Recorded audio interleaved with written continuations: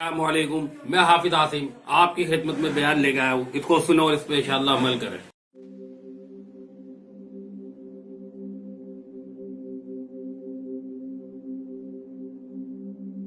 میں یہ محسوس کرتا ہوں کہ ان تمام واقعات و حوادث اور علامات قیامت کی ترتیب کے حوالے سے عوام تو عوام، ہمارے زمانے کے بعض اہل علم بھی بہت زیادہ کنفیوژن کا شکار ہیں،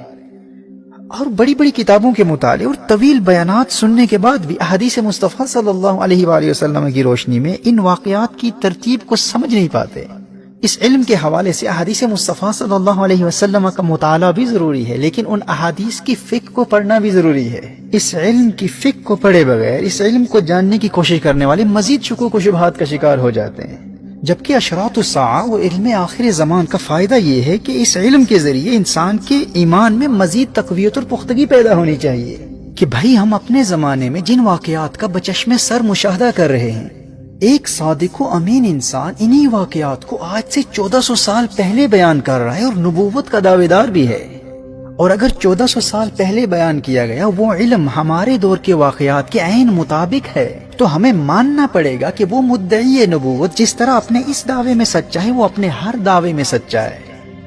تو کونین کے والی صلی اللہ علیہ وآلہ وسلم کا ہمارے دور کے واقعات کو آج سے 1400 سال پہلے بیان کر دینا نہ صرف اسلام پر اعتراض کرنے والے غیر مسلموں کے لیے مسکت اور منہ توڑ جواب ہے، بلکہ مؤمنین مسلمانوں کے ایمان کی پختگی کا بھی باعث بنتا ہے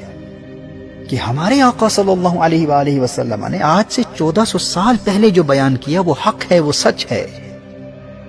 وحی الہی کے ذریعے حاصل کردہ نبی کریم صلی اللہ علیہ وآلہ وسلم کا یہ علم آج کے دور کے مسلمان کو خدا شناس بھی بناتا ہے اور حقیقتاً عقبہ شناس بناتے ہوئے ہمارے ایمان کی تقویت اور پختگی کا باعث بھی بنتا ہے. لیکن افسوس اس بات کا ہے کہ احادیث مصطفیٰ صلی اللہ علیہ وآلہ وسلم کے فہم کی خطا کی وجہ سے اور متعلقہ احادیث کی فقہ کو اس علم کے کسی ماہر سے نہ پڑھنے کی بنیاد پر احادیث کے غلط انطباق کی وجہ سے بجائے ایمان کی پختگی کے لوگوں کے ایمان میں کمزوری واقع ہو جاتی ہے. جو اس فن کا اصل فائدہ ہے عدم علم اور جہالت کی وجہ سے اس کا الٹا اثر ہو رہا ہوتا ہے. اچھا، کبھی تو اس کی وجہ عدم علم ہوتی ہے، جہالت ہوتی ہے، کم علمی ہوتی ہے، اور کچھ ظالم تو اس علم کا ارادتاً غلط استعمال کرتے ہیں. کچھ لوگ اپنی مذہبی تنظیموں اور سیاسی تنظیموں کو تقویت دینے کے لیے اپنے دور کے واقعات کو احادیث مصطفیٰ صلی اللہ علیہ وسلم کا مصداق ٹھہرانے کی کوشش کرتے ہیں، اور یوں ہی اسلام کے نام پر بنائی گئی غیر مسلموں کی دہشت گرد تنظیموں نے بھی ہر دور میں اس علم کا غلط استعمال کیا ہے. ہماری نوجوان نسل کو برین واش کرنے کے لیے مختلف اسلامی تنظیموں نے احادیث مصطفیٰ صلی اللہ علیہ وسلم کی باطل تعویلات کا ہر دور میں سہارا لیا ہے. اور اس فن کے ماہرین، عظیم محدثین اور شارحین جنہوں نے اس علمی ذخیرے پر تحقیقی کام کیا ہے اور اپنی زندگیاں اس فن کی خدمت میں صرف کر دی،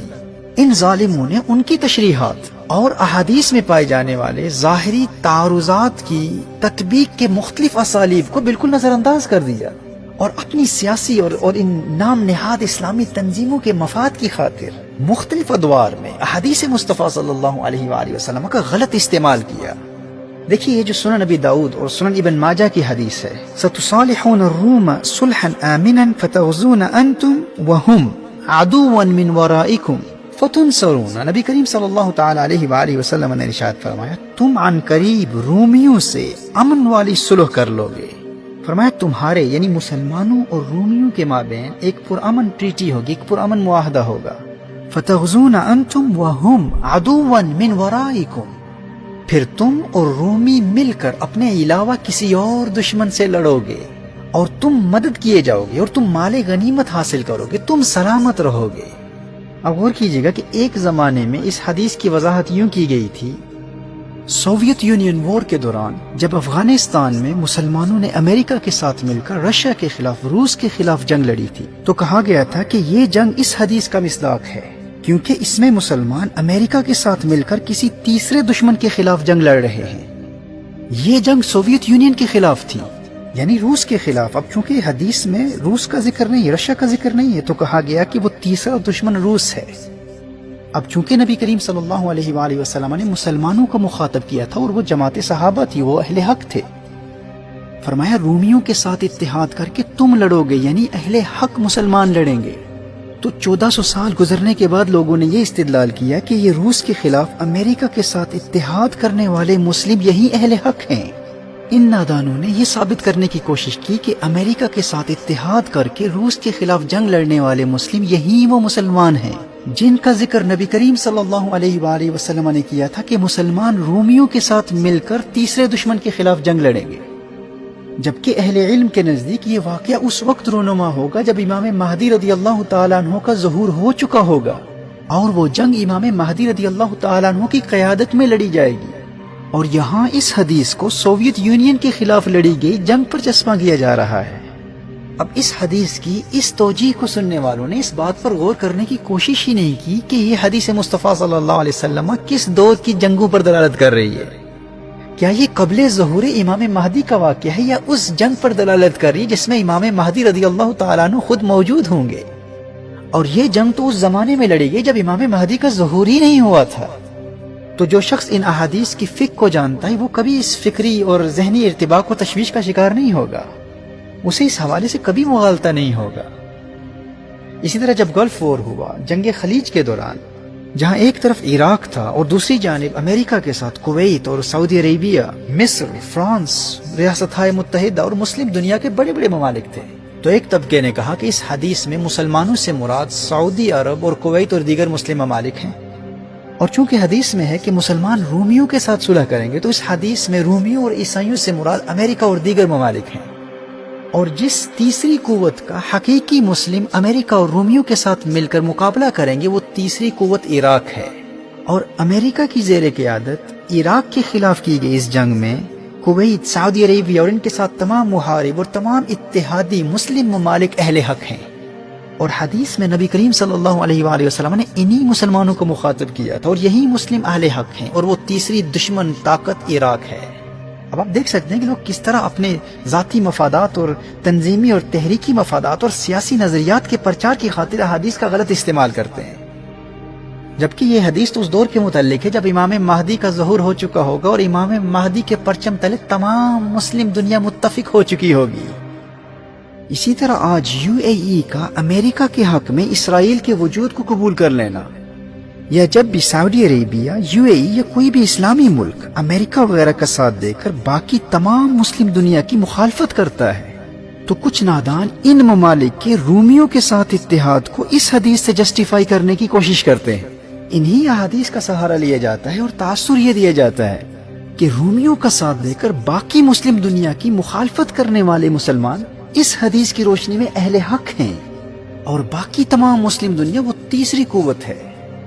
جبکہ حقیقت یہ ہے کہ یہ حدیث اس زمانے کی جنگ کے لیے ہے جب امام مہدی رضی اللہ تعالیٰ عنہ کا ظہور ہو چکا ہوگا۔ اس علم کے ماہر ہمارے اسلاف نے مختلف احادیث کی روشنی میں یہی نتیجہ اخذ کیا ہے، جن کی کتابوں کا حوالہ میں آگے چل کر تفصیل سے پیش کروں گا۔ لیکن آپ دیکھ سکتے ہیں کہ ابھی امام مہدی رضی اللہ تعالیٰ عنہ کا ظہور ہوا ہی نہیں ہے، اور لوگ اپنے زمانے کی جنگوں کو اس حدیث کا مصداق ٹھہراتے رہے۔ اور آج بھی کچھ نادان مسلمانوں کے رومیوں سے اتحاد کے جواز کے طور پر اس حدیث کو پیش کرتے ہیں، اور اس علمی خطا کی بنیادی وجہ یہ تھی کہ لوگوں نے اس علم کے حوالے سے احادیث کا مطالعہ تو کیا، لیکن ان احادیث کی فقہ کو اس علم کے کسی ماہر عالم سے نہ سیکھا۔ اور ہوتا کیا ہے، جب ان جنگوں کا نتیجہ وہ نہیں نکلتا جو نبی کریم صلی اللہ علیہ وآلہ وسلم کی احادیث میں بیان کیا گیا ہے، تو بجائے ایمان کی تقویت کے ایمان میں کمزوری واقع ہوتی ہے، جبکہ اس علم کا فائدہ یہ تھا کہ اس علم سے ایمان میں مزید مضبوطی پیدا ہو۔ لیکن ایک عام انسان یہ فرق کر ہی نہیں پاتا کہ یہ حدیث میں یہ بیان کیا ہی نہیں گیا، یہ حدیث بیان کرنے والے کا اپنا ذاتی نقطہ نظر ہے۔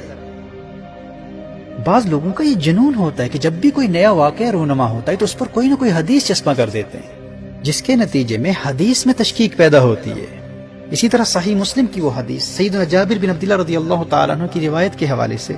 جس میں عراق اور شام میں رومیوں کی جانب سے ایک اقتصادی حصار، سینکشنز یا معاشی پابندیاں عائد کرنے کا ذکر ہے، اس حدیث کی توجیہ میں بھی لوگوں نے بڑی بڑی ٹھوکریں کھائی ہیں۔ اب دیکھیے، اس میں کوئی شک نہیں ہے کہ اسلامک اسکیٹالوجی، اشراط الساعہ کا یہ علم، یہ انتہائی پیچیدہ علم ہے، اور اس علم کو حاصل کرنے کے لیے، اس کو سمجھنے کے لیے ہمیں اپنا وقت قربان کرنا ہوگا، کوالٹی ٹائم دینا ہوگا۔